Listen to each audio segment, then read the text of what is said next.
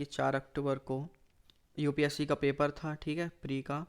तो काफ़ी अच्छा पेपर आया, ठीक है। काफ़ी क्वेश्चंस टफ थे, काफ़ी बहुत नॉर्मल भी क्वेश्चन आए, ठीक है। तो आज के वीडियो में हम पॉलिटी से रिलेटेड जितने भी 12 से 13 क्वेश्चन जो पूछे हैं हम उनको एनालिसिस करेंगे कि किस टाइप के क्वेश्चन पूछे, ठीक है, या क्या आपकी अप्रोच होनी चाहिए क्वेश्चंस को सॉल्व करते टाइम, कैसे आप ऑप्शंस को एलिमिनेट करेंगे, ठीक है। तो चलिए देखते हैं कि ये कैसे क्वेश्चंस आए। तो सबसे पहले क्या हम 21 क्वेश्चंस को देखते हैं। तो सबसे पहले हमें देखना है कि आखिर क्वेश्चन कहना क्या चाह रहा है, ठीक है। तो पहले क्वेश्चन को अच्छे से रीड करना है। तो 21 क्वेश्चन कह रहा है a parliamentary system of government in which, ठीक है। तो ये कह रहा है कि जो पार्लियामेंट्री सिस्टम ऑफ गवर्नमेंट है वो क्या है या वो क्या होती है, ठीक है। तो हम सबसे पहले हम ऑप्शन पढ़ेंगे। तो सबसे पहले पहला ऑप्शन, ठीक है।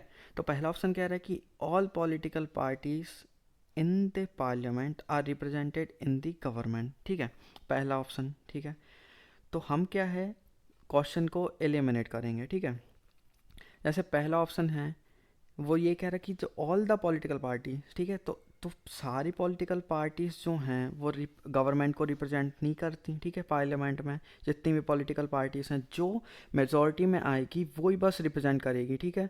तो पहला ऑप्शन गलत हो जाएगा इधर पे ठीक है। तो सेकंड ऑप्शन देखते हैं B the government is responsible to the parliament and can be remove by it. तो जो गवर्नमेंट है वो रिस्पॉन्सिबल रहेगी पार्लियामेंट के लिए और रिमूव भी करी जा सकती है, ठीक है, वो भी पार्लियामेंट के द्वारा। तो ये चलो इस ऑप्शन को अपन अभी रखते हैं क्योंकि ये सही लग रहा है। अब बाकी का ऑप्शन देखते हैं, सी ऑप्शन देखते हैं। तो सी ऑप्शन कह रहा है the government is elected by the people and can be remove by it them.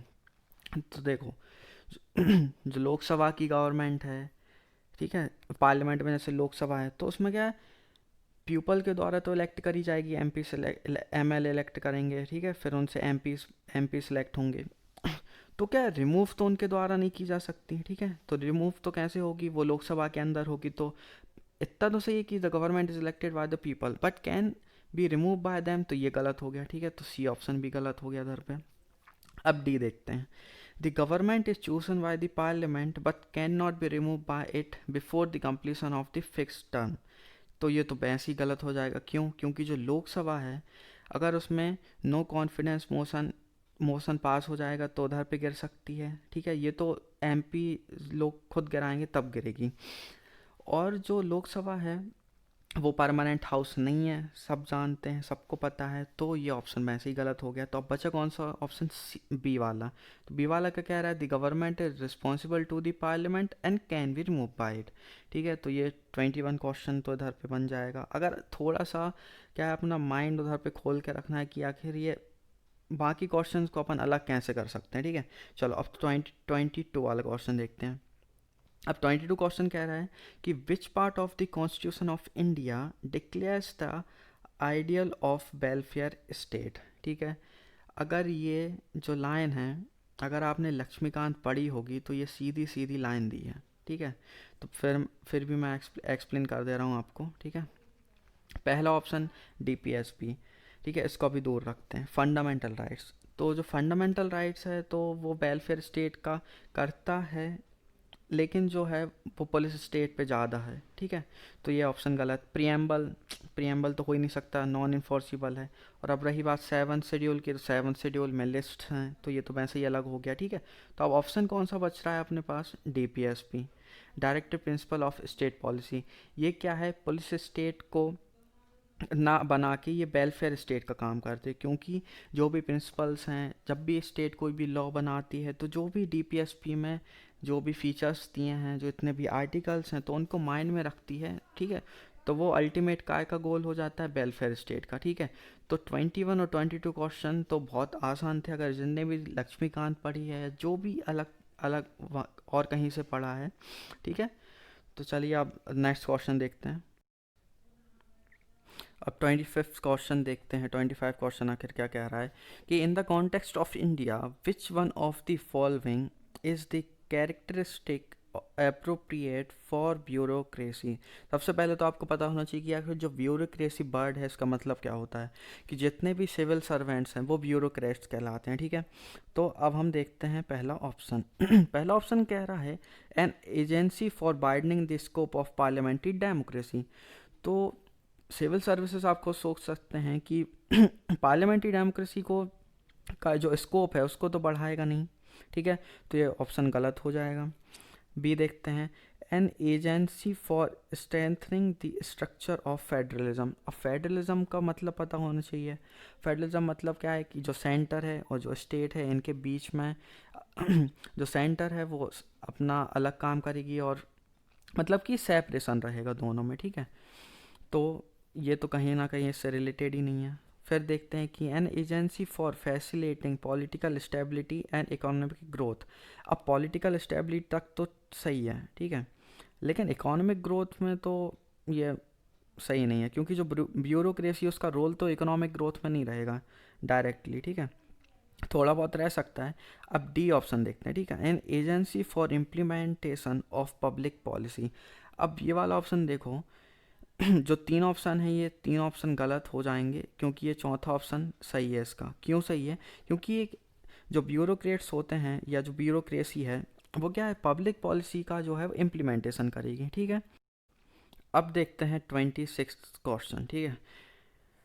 The preamble to the constitution of India is, ठीक है। अब पहला ऑप्शन पढ़ते हैं, a part of constitution but no legal effect, ठीक है। सबसे पहले आपको पता होना चाहिए कि जो केशवानंद भारती केस है 1973 का, उसमें ये बोला था कि जो प्रियम्बल है वो कॉन्स्टिट्यूशन का पार्ट है, ठीक है।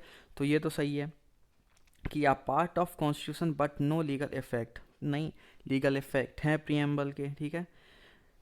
तो ये इतना तो सही है कि a part of constitution but no legal effect, तो ये गलत हो गया, ठीक है। तो पहला ऑप्शन गलत, ठीक है। अब देखते हैं second, not a part of constitution, यही गलत हो गया, क्योंकि जो प्रियम्बल है वो कॉन्स्टिट्यूशन का पार्ट है। सेकंड ऑप्शन भी गलत।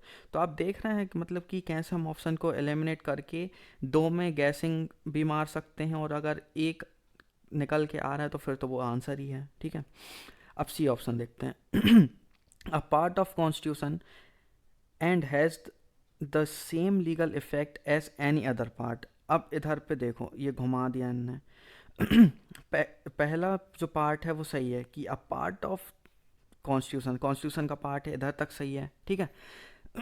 Has the same legal effect as any other part. अब देखो, अब जो प्रियम्बल है और फंडामेंटल राइट्स, अब इसने एनी अदर पार्ट बोला था, एनी अदर पार्ट में मान लो हम फंडामेंटल राइट को ले रहे हैं, तो जो फंडामेंटल राइट है इन्फोर्सिबल है, हम कोई भी कोर्ट में लेके जा सकते हैं, ठीक है। लेकिन जो प्रियम्बल है उसके साथ ऐसा नहीं है, ठीक है। तो लीगल इफेक्ट तो है पर अदर पार्ट के जैसे नहीं, जैसे फंडामेंटल राइट से कंपेयर करें तो नहीं, तो फिर ये इधर पे ये ऑप्शन भी गलत हो जाएगा। अब देखते हैं D, a part of the constitution but no legal effect independently of other parts. तो ये ऑप्शन सही है, क्यों है देखो, कॉन्स्टिट्यूशन का पार्ट है ये तो सही है, but has no legal effect independently of other parts. जो प्रियम्बल है अगर हम उसको इंडिपेंडेंटली देखें तो उसका कोई लीगल इफेक्ट नहीं है अदर पार्ट्स से अगर हम रिलेट करें तो, ठीक है। तो ये थोड़ा कंफ्यूजिंग है, अगर आपने थोड़ा और डीप में पढ़ा होगा तो ये बन जाएगा। थोड़ा सा घुमाया इनने, क्योंकि अगर सी और डी में देखें तो सी और डी ही कंफ्यूजिंग कर रहा है, तो सी भी हमने एलिमिनेट करा, तो बचा कौन सा क्वेश्चन, डी, ऑप्शन डी। तो हम डी सही है, ठीक है। A part of constitution but no legal effect independently of other parts, ठीक है। हम दूसरे पार्ट्स में इसको जोड़ के इसका इफेक्ट हो सकता है, लेकिन अगर इंडिपेंडेंटली देखें तो नॉन इन्फोर्सिबल, तो प्रियम्बल तो लीगल इफेक्ट नहीं रहेगा इंडिपेंडेंटली, ठीक है। अब देखते हैं 29 क्वेश्चन, ठीक है। तो 29 क्वेश्चन क्या कह रहा है, कंसिडर द फॉलोइंग स्टेटमेंट, ठीक है। फिर इधर पे देखना है कि क्या ये करेक्ट का कह रहा है या इनकरेक्ट का। तो which of the statement given above is are correct, ठीक है। अब देखते हैं पहला ऑप्शन। तो पहला ऑप्शन कह रहा है कि according to the constitution of India a person who is eligible to vote can be made a minister in a state for 6 months even if he or she is not a member of the legislature of that state।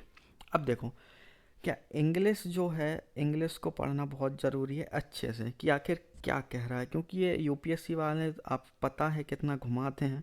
ठीक है, तो अब देखो, अब इसको अच्छे से पढ़ो कि कॉन्स्टिट्यूशन के अकॉर्डिंग कोई भी पर्सन जो है एलिजिबल टू वोट। अब देखो, वोटिंग एज कितनी है इंडिया में? 18। ठीक है, तो आप कमेंट करके बताएं कि जो वोटिंग एज है 21 से 18 कौन से कॉन्स्टिट्यूशनल अमेंडमेंट से की थी। ठीक है, कमेंट में आप करें, कॉन्स्टिट्यूशन अमेंडमेंट बताएं।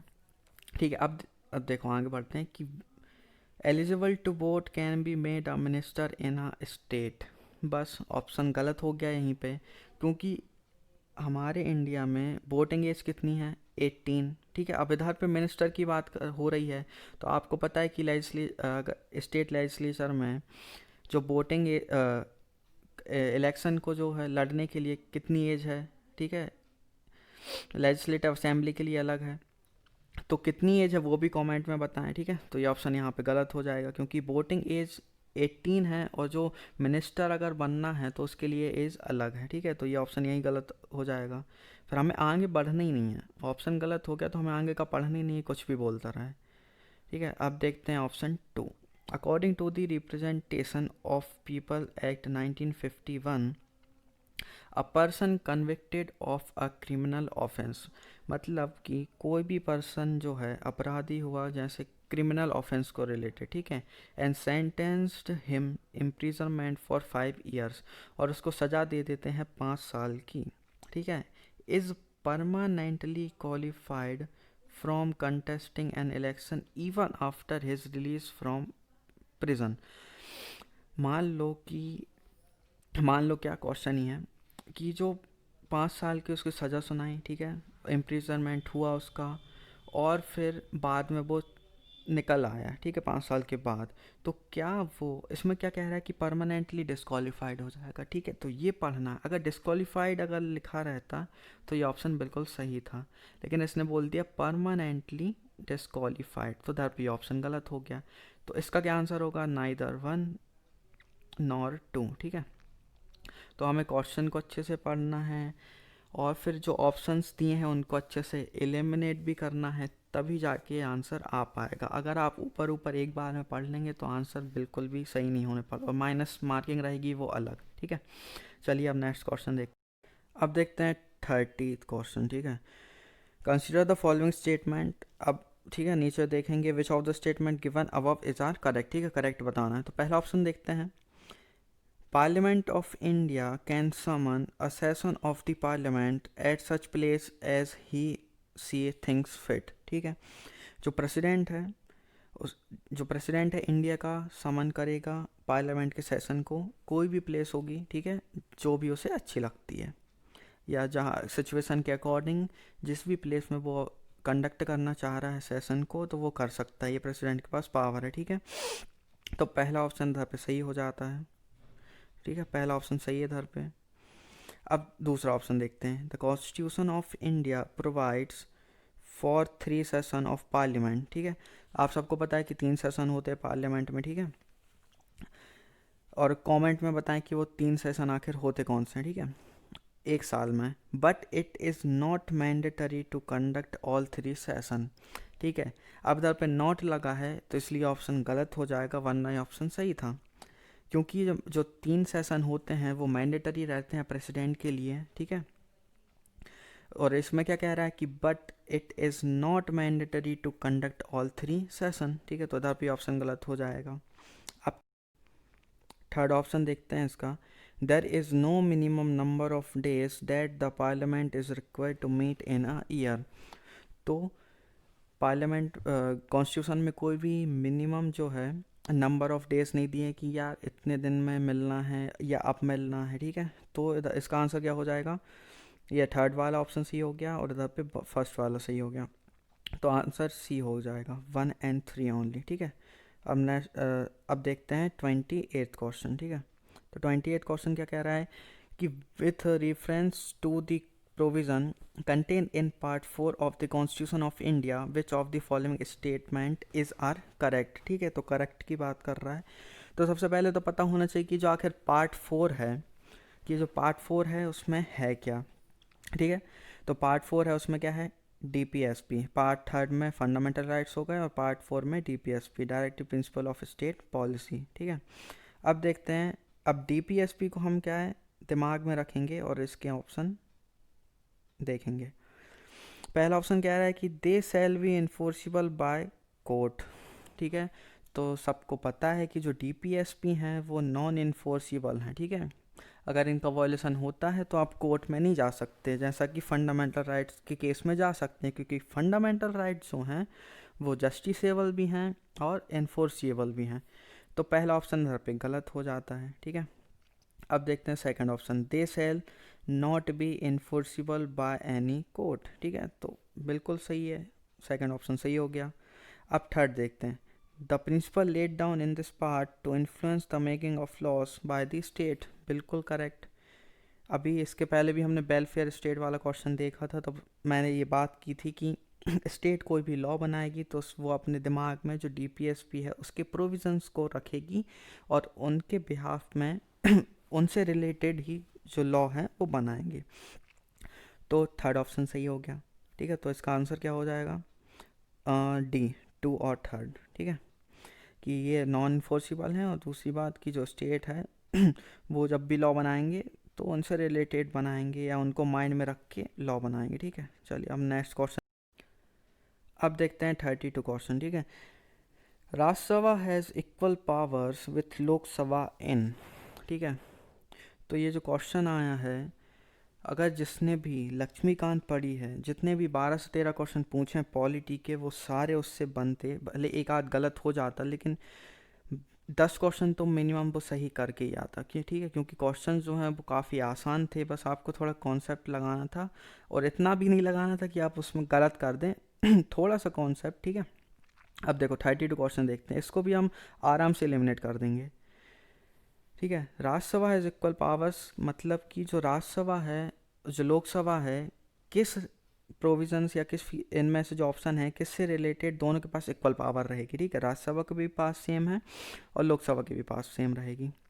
अब देखो पहला देखते हैं, the matter of creating knew all India services. अब देखो जो ऑल इंडिया सर्विसेज जो है वो जो राज्यसभा की जो है स्पेशल पावर है, वो तो लोकसभा के पास ये पावर ही नहीं है। ठीक है, तो ये ऑप्शन यहाँ पे सीधा गलत हो जाएगा। ठीक है, अब देखते हैं B, enforceable amending the constitution. ठीक है, अब इसको अलग रखते हैं। सी देखो, the removal of the government. ठीक है, अगर रिमूवल करना है गवर्नमेंट का तो इक्वल पावर है, बिल्कुल नहीं रहेगी दोनों में, क्योंकि जो रिमूवल होगा किसका, जैसे लोकसभा की, ठीक है, तो नो कॉन्फिडेंस मोशन पास होगा, या फिर डिसोल्यूशन करोगे, ठीक है, तो वो लोकसभा ही का होगा, राज्यसभा का नहीं होगा, क्योंकि वो परमानेंट हाउस है। तो उधर पे थर्ड ऑप्शन भी गलत हो जाता है। ठीक है, और मेकिंग कट मोशन, तो कट मोशन जो है वो लोकसभा की पावर है। ठीक है, तो बिल्कुल इसमें भी लोकसभा और राज्यसभा के पास इक्वल पावर नहीं है इससे रिलेटेड। अब बचता कौन सा है, अपन ने जो छोड़ा, अमेंडिंग द कॉन्स्टिट्यूशन, क्योंकि जो अमेंडमेंट होगा कॉन्स्टिट्यूशन में कौन से आर्टिकल से होता है, अंडर आर्टिकल 368। ठीक है, स्पेशल मेजॉरिटी से होगा, तो उसमें क्या है, जो लोकसभा में भी पास होगा वो, और फिर राज्यसभा में भी वो सेपरेटली पास होगा, तो दोनों के पास इसमें इस प्रोविज़न से रिलेटेड सेम पावर रहेंगी। तो ये भी सीधा सीधा क्वेश्चन आंसर बी। ठीक है, सॉल्व। अब देखते हैं 34 क्वेश्चन। अब जो 34 क्वेश्चन है ये थोड़ा डिफ़िकल्ट आया, लेकिन अगर उसमें भी अगर आपने उस लक्ष्मीकांत है अगर उसको पढ़ा है अच्छे से तो ये भी आराम से बनता। ठीक है, आप देखते हैं इसमें कि which one of the following categories of fundamental rights incorporates protection against untouchability as a form of discrimination. अब देखो क्वेश्चन जो है एक बार और पढ़ो, which one of the following category of fundamental rights, fundamental rights का कौन सी कैटेगरी या कौन सा आर्टिकल या कौन सा राइट प्रोटेक्शन करता है against untouchability as a form of discrimination. ठीक है, अब यहाँ पे डिस्क्रिमिनेशन की बात हो रही है। अब अपन दिमाग में क्या लेके चल रहे हैं, अनटचेबिलिटी मतलब 17 आर्टिकल। अब पहला देखो, राइट अगेंस्ट एक्सप्लॉयटेशन। ठीक है, फिर है राइट टू फ्रीडम, फिर आता है right to constitutional remedies article 32, तो ये तो यहीं ख़त्म हो जाएगा। फिर आता है क्या, राइट टू इक्वलिटी रखा है। अब देखो राइट राइट अगेंस्ट एक्सप्लॉइटेशन है, तो ये तो कहीं से भी, ये चाइल्ड लेबर से है, ट्रैफिक लेबर्स ट्रैफिकिंग से रहेगा, ट्रैफिकिंग ऑफ ह्यूमन से रिलेटेड, तो ये अनटचेबिलिटी से बिल्कुल रिलेटेड नहीं है, तो ये ऑप्शन इधर पे गलत हो गया। अब आता है क्या, राइट टू फ्रीडम। जो राइट टू फ्रीडम है, जैसे 19 आर्टिकल हो गया, तो कहीं ये अनटचेबिलिटी से रिलेटेड लग रहा है, बिल्कुल नहीं है। अब देखो right to constitutional remedy 32 article तो वैसे ही हमने अलग कर दिया। अब बचता क्या है, राइट टू इक्वलिटी।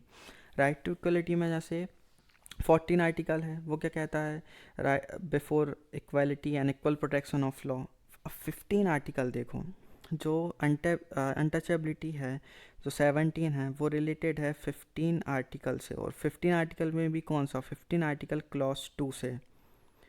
ठीक है, ये जो हैं ये अगेंस्ट दिए हैं किसके, इंडिविजुअल के लिए भी, बाकी जो हैं वो स्टेट के अगेंस्ट में दिए हैं, लेकिन ये 17 और 15 क्लॉज 2 इंडिविजुअल को भी प्रोहिबिट करता है ये चीज़ें एक्सरसाइज करने से। अगर आपने आर्टिकल पढ़ा होता 15 क्लॉज 2, तो आप बिल्कुल रिलेट कर सकते थे 17 आर्टिकल इससे, क्योंकि जितने भी फंडामेंटल राइट्स हैं सिर्फ ये 2 आर्टिकल हैं जो इंडिविजुअल को भी प्रोहिबिट करते हैं। ठीक है, तो इसका आंसर क्या हो जाएगा, राइट टू इक्वलिटी। ठीक है, अब देखते हैं 35 क्वेश्चन। ठीक है, in India separation of judiciary from the executive is enjoyed by. अब देखो इसमें बात कर रहा है कि इनमें से कौन सी जगह पे जो सेपरेशन है एग्जीक्यूटिव और जुडिशरी का मेंशन है, ठीक है, या कौन से आर्टिकल में है। प्रियम्बल ऑफ द कॉन्स्टिट्यूशन, बिल्कुल नहीं, प्रियम्बल में तो दिया ही नहीं है। ठीक है, अब देखो एलिमिनेट करते हैं, डीपीएसपी को छोड़ो अभी।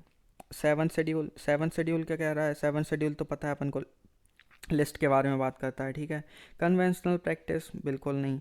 अगर आपने आर्टिकल जो 50 है पढ़ा होगा, तो आर्टिकल 50 सीधा सीधा कहता है कि separation of judiciary from the executive. ठीक है, ये डीपीएसपी का आर्टिकल है 50। अगर आपने आर्टिकल्स देखिए, आर्टिकल्स पढ़ना बहुत ज़रूरी है, क्योंकि आप अच्छे से रिलेट कर सकते हैं, और एक या दो क्वेश्चन तो हर बार आर्टिकल से आते हैं कोई ना कोई। ठीक है, तो separation of judiciary from the executive article 50 में दिया है, जो कि डीपीएसपी का आर्टिकल है। ठीक है, ये भी क्वेश्चन हो गया। अब देखते हैं नेक्स्ट। ठीक है, अब देखते हैं 37 क्वेश्चन। ठीक है, थोड़ा जूम कर लें। 37 क्वेश्चन क्या कह रहा है कि a constitutional government by definition is a. जो कॉन्स्टिट्यूशनल गवर्नमेंट है डेफिनेशन से क्या होगी या क्या होनी चाहिए। ठीक है, तो पहला ऑप्शन देखते हैं, गवर्नमेंट बाय लेजिस्लेचर। ठीक है, फिर देखते हैं कि पॉपुलर गवर्नमेंट, फिर ऑप्शन सी है मल्टी पार्टी गवर्नमेंट, और फिर आता है लिमिटेड गवर्नमेंट। ठीक है, अब देखो गवर्नमेंट बाय लेजिस्लेचर, ऐसा तो नहीं है कि जो गवर्नमेंट है वो लेजिस्लेचर से बस चलेगी, एग्जीक्यूटिव भी रहेंगे उसमें। ठीक है, पहला ऑप्शन इधर पे अपन अलग कर दे रहे हैं इसको। एलिमिनेशन बहुत ज़रूरी है, ये अगर सीख लिया ना तो पार लग जाएगी नैया। ठीक है, फिर ऑप्शन बी पॉपुलर गवर्नमेंट, तो बिल्कुल नहीं। ठीक है, पॉपुलर गवर्नमेंट तो कहीं से भी रिलेटेड नहीं है। मल्टी पार्टी गवर्नमेंट, ठीक है, अब जो गवर्नमेंट है वो मल्टी पार्टी गवर्नमेंट हो, ऐसा भी बिल्कुल वो नहीं है। ठीक है, ये ऑप्शन भी बिल्कुल रिलेटेड ही नहीं है कॉन्स्टिट्यूशन गवर्नमेंट से रिलेटेड। ठीक है, अब देखो फिर आता है क्या, लिमिटेड गवर्नमेंट। हाँ बिल्कुल, लिमिटेड गवर्नमेंट कॉन्स्टिट्यूशनल गवर्नमेंट से बिल्कुल रिलेट खा रहा है, और डेफिनेशन ये है कि लिमिटेड गवर्नमेंट रहेगी। ठीक है, क्योंकि जो कोई भी गवर्नमेंट है वो परमानेंट नहीं रहेगी, है ना, उसका टर्म रहेगा।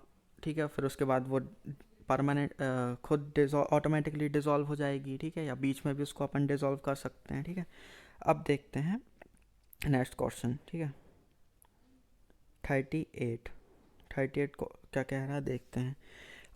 On other than the fundamental right which of the following part of constitution of India reflects the principles and the provisions of Universal Declaration of Human Rights 1948। ठीक है, तो ये क्वेश्चन तो डायरेक्ट लक्ष्मीकांत से नहीं आया, लेकिन अगर आप लक्ष्मीकांत के पीछे जो टेबल्स दी रहती हैं, कोई भी चैप्टर के बाद जो टेबल्स दी रहती है उसमें काफ़ी फैक्ट्स दिए रहते हैं। ये उधर से क्वेश्चन है, ठीक है। अब देखो अपन इसका देखते हैं कि आखिर क्या आंसर है इसका, पढ़ते हैं, ऑप्शंस को एलिमिनेट करते हैं, ठीक है। फंडामेंटल राइट को छोड़ के ऐसे कौन से पार्ट हैं कॉन्स्टिट्यूशन के जो रिफ्लेक्ट करते हैं universal declaration of human rights, ठीक है। ह्यूमन राइट्स के अपन को इससे रिलेटेड जो हैं, इसमें देखना है कि आखिर ये किससे रिलेटेड हो रहा है, ठीक है। पहला ऑप्शन प्रियम्बल, ठीक है, प्रियम्बल, फिर है directive principle of state policy, फिर आता है फंडामेंटल ड्यूटीज़, ठीक है। अगर हम प्रियम्बल की बात करें तो प्रियम्बल में कौन कौन से प्रोविज़न्स हैं, बहुत सारे प्रोविज़न्स हैं दे, ठीक है। सोशलिज्म, ठीक है, सोबरीन, ठीक है, फिर आता है सोबरीन हो गया, रिपब्लिक हो गया, डेमोक्रेटिक हो गया। तो ये जो सारे प्रोविज़न्स हैं ये ह्यूमन राइट्स से रिलेटेड हैं, ठीक है। और जो डिक्लेरेशन ऑफ ह्यूमन राइट 1948 उसके प्रोविज़न्स हैं ये, ठीक है। अब डीपीएसपी की बात करें तो डीपीएसपी में जो प्रोविज़न्स हैं वो भी इससे रिलेटेड हैं, ठीक है। जैसे राइट टू उसमें एजुकेशन आ जाएगा, 45 आर्टिकल आ जाएगा, ठीक है। तो वो भी universal declaration of human rights से के प्रोविज़न्स से रिलेटेड है। फिर आता है फंडामेंटल ड्यूटीज़, हाँ बिल्कुल उसमें भी वही प्रोविज़न्स हैं, ठीक है। उसमें भी ये आएगा, जैसे एजुकेशन है उस वो भी आ रहा है, ओबे करना है, ठीक है। इंटीग्रिटी की बात आएगी, सोबर्निटी की बात आएगी। तो जो तीनों ऑप्शन हैं वो universal declaration of human rights से रिलेटेड हैं। ये क्वेश्चन टफ है क्योंकि अगर जिसने यूनिवर्सल डिक्लेरेशन ऑफ राइट्स को अगर थोड़ा बहुत भी ऊपर ऊपर देखा है या कभी पढ़ा हो तो वो उससे रिलेट कर लेगा, क्योंकि फंडामेंटल राइट को छोड़ के बताना था। तो ये जो तीनों जो हैं प्रियम्बल और डीपीएसपी और फंडामेंटल ड्यूटीज़ बिल्कुल उसके प्रिंसिपल्स हैं। तो इसका आंसर होगा 1 2 3, मतलब ऑप्शन डी, ठीक है। तो जो जितने भी ये सारे क्वेश्चन थे यूपीएससी प्री 2020 4 अक्टूबर, और उसका रिजल्ट भी आ गया है, ठीक है। तो मुझे तो नहीं लगता कि इसमें काफ़ी टफ क्वेश्चन पूछे थे, एक दो को छोड़ के, ठीक है। अगर आपने थोड़ा बहुत पढ़ा है या जो मेरे लेक्चर्स हैं मैं उनमें भी ये सब बताऊंगा, कि अभी मेरा पूरा कोर्स नहीं हुआ है पॉलिटी को लेके, तो अभी धीरे धीरे मैं और आगे पढ़ा रहा हूँ, ठीक है। तो जो मैं रिकमेंड करूँगा कि जो लक्ष्मीकांत है आप उसको एक दो बार पढ़ें, ठीक है, और थोड़ा डीपली पढ़ें उसे, अगर यूपीएससी के लिए आप प्रिपरेशन कर रहे हैं तो, ठीक है। तो जैसा कि आपने देखा कि जो भी पॉलिटी से क्वेश्चन आए थे 12 से 13, ठीक है, तो काफ़ी उसमें टफ तो नहीं थे, है ना, एक दो को छोड़ के। तो अगर आपको मेरा एक्सप्लेनेशन सही लगा हो तो प्लीज़ कमेंट बॉक्स में बताएं। और अगर आप चाहते हैं कि यार जो प्रीवियस ईयर के जितने भी क्वेश्चंस हैं उनके लिए मैं वीडियो बनाऊं 10 क्वेश्चन की या 15 क्वेश्चन की, ठीक है, तो आप कमेंट में बताएं तो मैं अगली वीडियो बनाता हूं। अगर कोई भी क्वेश्चन से रिलेटेड अगर आपको क्वेरी है तो आप कमेंट में बताएं, मैं उसको एक्सप्लेन करूँगा, ठीक है। तो फ्रेंड्स, थैंक्स फॉर वॉचिंग, और लाइक कर दें, शेयर करें, और जो भी मेरे चैनल पे नया है वो प्लीज़ सब्सक्राइब कर दें प्रिपरेशन विथ माही को। Thank you.